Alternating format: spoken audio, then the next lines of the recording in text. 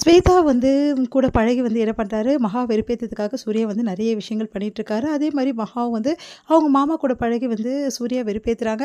இந்த சூழ்நிலையில பாட்டி சொன்னபடி வந்து மகா வந்து ஒவ்வொரு விஷயமா பண்ணிகிட்ருக்காங்க.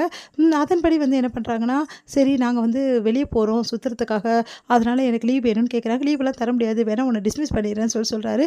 நீங்கள் யார் என்னை வந்து டிஸ்மிஸ் பண்ணுறது அப்படின்னு சொல்லிட்டு கேட்குறாங்க. எனக்கு வேலை வந்து கொடுத்தது வந்து நீங்கள் கிடையாது, அத்தை தான், அத்தைக்கிட்ட சொல்லிட்டு வேணா பண்ணுங்கன்னா உடனே யோசிக்கிறாரு. அதெல்லாம் ஒன்றும் வேணாம், சரி ஓகே பர்மிஷன் கிராண்டட் அப்படின்றாரு. உடனே வந்து 2 ஹவர்ஸில் கேட்டேன் அப்படின்றாரு. இல்லை 4 ஹவர்ஸ் கேட்டேன் அப்படின்றாங்க. உடனே வந்து செமையாக டென்ஷன் ஆகிறாரு. 4 ஹவர்ஸா அப்படின்னு சொல்லிட்டு, சரி ஓகே பாய் வாங்க மாமா போகலாம் அப்படின்னு சொல்லிட்டு கிளம்பி போகிறாங்க. அதெல்லாம் பார்க்குற வந்து சூர்யாவுக்கு செம டென்ஷன் ஆகுது. உடனே ஸ்வேதா கிட்ட சொல்கிறாரு, பாத்தியா இவ எப்படி பண்ணுறான்னு சொல்லிட்டு, இவங்கக்குள்ளே ஏதோ இருக்குது, நான் விடவே மாட்டேன் அப்படின்றாரு. இப்போ பார் நமக்குள்ளே ஏதாவது இருக்கா? இல்லை ஃப்ரெண்ட்ஷிப் தான், அதே மாதிரி அவங்கக்குள்ளே இருக்கும். நீ ஏன் தேவையில்லாமல் டென்ஷன் ஆகிற? உனக்கு மகா வேணாம்ல, அப்புறம் அவள் யார் கூட போனால் உனக்கு என்ன வந்தது? தேவையில்லாதெல்லாம் எதுக்கு பண்ணிகிட்ருக்க அப்படின்னு சொல்லிட்டு கேட்குறாங்க. என்ன நீ மகா மாதிரி கேள்வி கேட்க ஆரம்பிக்கிற? இங்கே பார், மகா மட்டும் கிடையாது, யாராக இருந்தாலும் இப்படி தான் உனக்கு கேள்வி கேட்பாங்க, புரியுதா? ஓ மனசாட்சி வந்து நான் கேள்வி கேட்குறேன். நீ மட்டும் ஒரு பொண்ணு கூட சுற்றலாம், அது தப்பு கிடையாது, அது ஃப்ரெண்ட்ஷிப்பு. அதுவே ஒரு பொம்பளை பிள்ளை வந்து ஒரு பையன் கூட சுற்றினாவோ ஒரு ஆள் கூட சுற்றினாவோ அது தப்பா அப்படின்னு சொல்லிட்டு கேட்குறாங்க.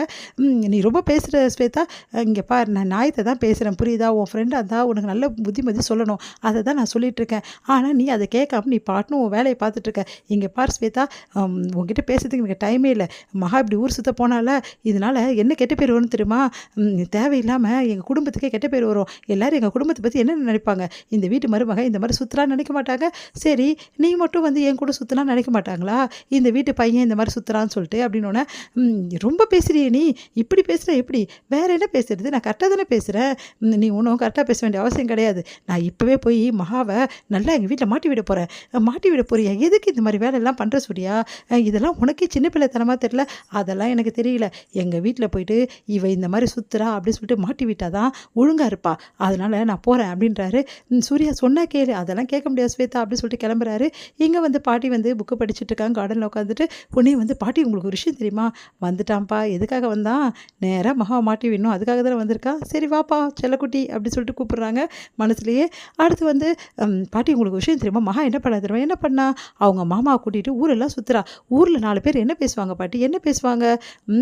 என்ன என் வாயில் எப்படி நான் சொல்கிறது? தப்பாக பேச மாட்டாங்க? ஆமாம் தப்பாக தான் பேசுவாங்க, நீ சொல்கிறதெல்லாம் கரெக்டு தான். அப்புறம் ஏன் பாட்டி அவள் அப்படி பண்ணுறா? அவளை இன்றைக்கி நீங்கள் லெஃப்ட் அண்ட் ரைட் வாங்கணும் பாட்டி. வாங்கிட்டா போச்சு, அவளை இல்லை ஒன்றை. என்ன என்ன சொல்கிறீங்க பாட்டி? பின்ன அப்படிலாம் யோசிச்சு தான் மகா வந்து வீட்டுக்கே கூட்டின்னு வந்துட்டா அவங்க மாமாவை. என்னது வீட்டுக்கே கூட்டின்னு வந்துட்டாள்? ஆமாம், நீ சொல்கிறல்ல இந்த மாதிரி யோசிப்பாங்கன்னு சொல்லிட்டு. அப்போ அதை பற்றியெல்லாம் யோசிக்க மாட்டாளா என் பேத்தி? என் பேத்தி எப்படிப்பட்டவ தெரியும்ல உனக்கு? அவளாம் நாளும் தெரிஞ்சவ, அவளுக்கு எல்லாமே தெரியும். உன்னை மாதிரி யோசிக்க மாட்டா, உன்னோட மேலேயே யோசிப்பா அப்படின்னு அப்படியே பார்த்து டென்ஷன் ஆகிறாரு. இவன் எதுக்கு இங்கே கூட்டிகிட்டு வந்தா? ஊர் சுற்றுறேன்னு சொல்லிட்டு இங்கே கூட்டின்னு வந்துட்டா. இவளை என்ன பண்ணுறதுன்னு தெரியலையே. ஐயோ இவளை மாட்டி உள்ளான்னு நினச்சேனே, எல்லாமே வந்து வேஸ்ட்டாக போயிடுச்சு அப்படின்னு சொல்லிட்டு செமையாக டென்ஷன் ஆகிறாரு. சரிப்பா டைம் ஆயிடுச்சு, சாப்பிடவா போகலாம் அப்படின்னு சொல்லிட்டு கூட்டின்னு போகிறாங்க பாட்டி. ஓ என் பேத்தியை மாட்டி விட பார்த்தியாடா, பார்த்துல அப்படின்னு சொல்லிட்டு மனசில் நினைக்கிறாங்க. இங்கோட மகாட அப்பா வந்து செமையாக டென்ஷன் ஆகிறாரு. எல்லா விஷயத்தையும் மாப்பிள்ளை கிட்ட ஃபோன் போட்டு சொல்லிட்டேன். கேட்டது மாப்பிள்ளை கிட்ட ஃபோன் போட்டு சொல்லிட்டீங்களா?